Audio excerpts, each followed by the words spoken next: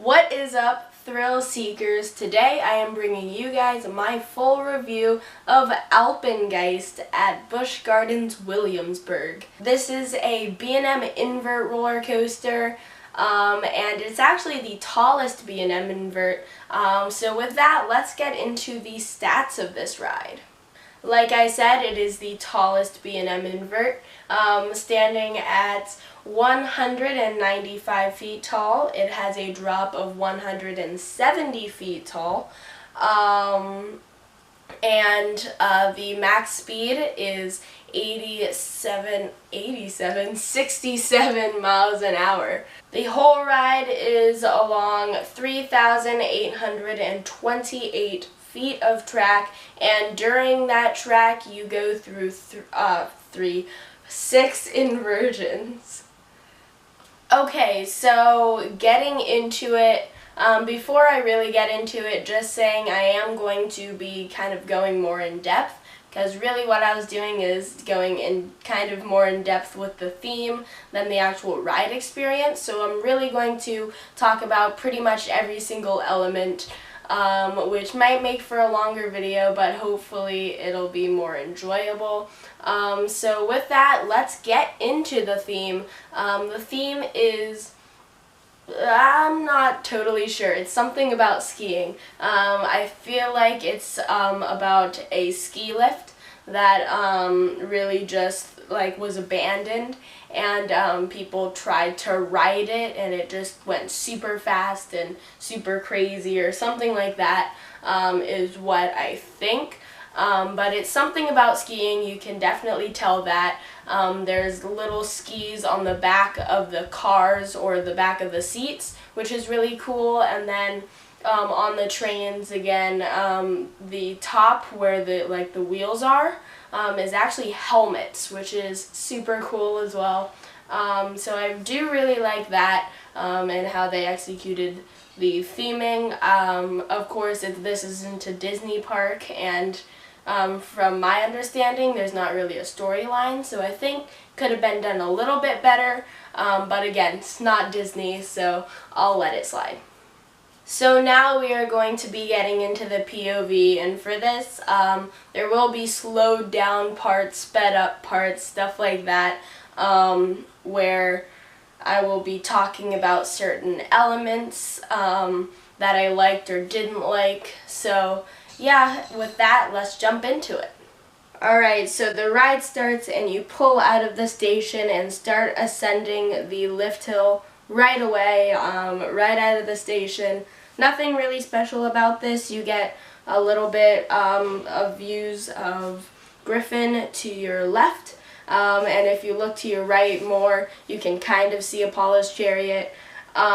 Quick note though, this POV is brought to you by Attraction Spot. This isn't my POV. Of course, I don't really do POVs, so you can check out the original video down in the description below if you really do want to see it. But anyways, getting to the top of the lift hill, yeah, this drop is okay. I mean, I wouldn't say that it's really insane or anything like that. It's really just a normal B&M invert drop. There's really nothing special about it at all.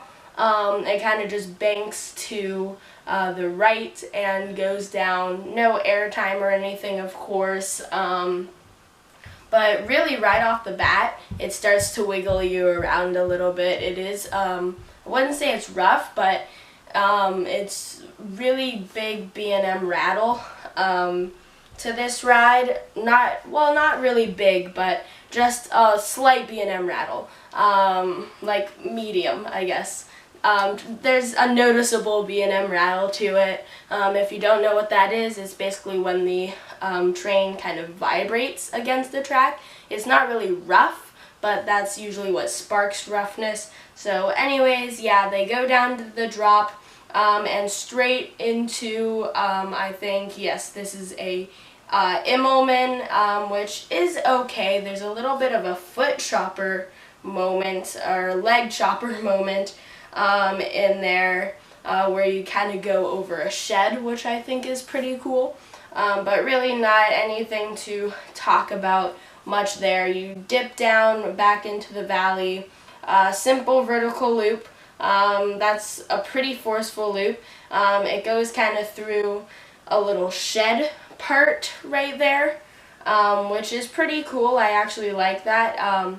This coaster does go through a decent amount of like sheds and things like that, which I think is really, really cool. I really do like that.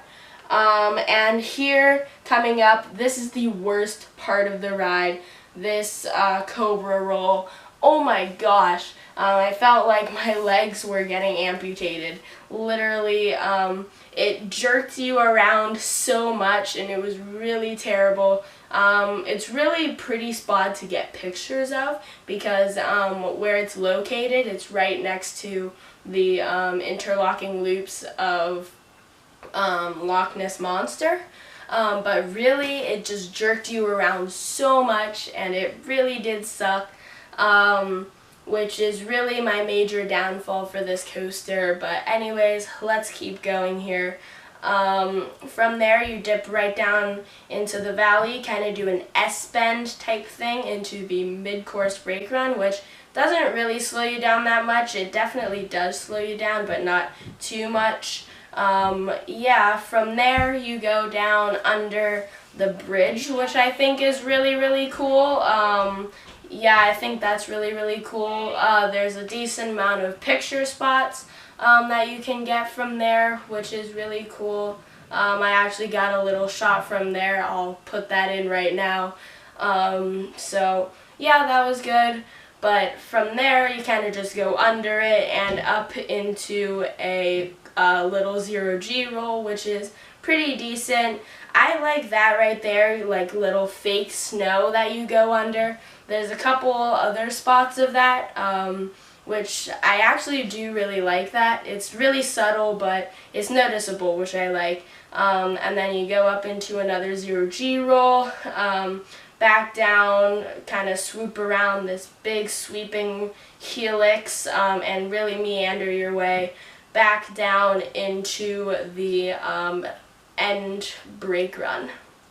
So yeah, overall I think it was a really good coaster. I would recommend it if you're going to, I almost just said SeaWorld Orlando, Busch Gardens Williamsburg. I definitely recommend you doing this coaster. It really is part of the top 3 there, Alpengeist, Griffin, and Apollo's Chariot. So yeah, pretty good coaster.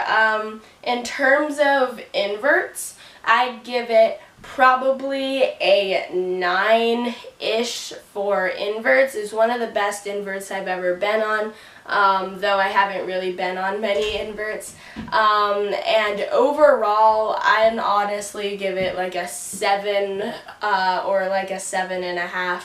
I'm not really a big fan of inverts. I really like airtime, and they are pretty forceful, but just being flipped around a whole bunch of times isn't really my cup of tea, so I'm not a huge fan of it, but I get how people really, really like it. I know Eliza from Coaster Kids actually made it her 100th coaster, which I totally respect. I would have made mine Apollo's Chariot if I was there, but hey, if you like B&M inverts, this is a great one. Just for me, it's not really my preference, and yeah, with that, that's really all I have to say. It's a decent coaster, but not really my preference. So yeah, hopefully you guys did enjoy this review. Sorry for all the background noise. My mom is like doing stuff upstairs. But anyways, with that, I will see you all next time. Peace out.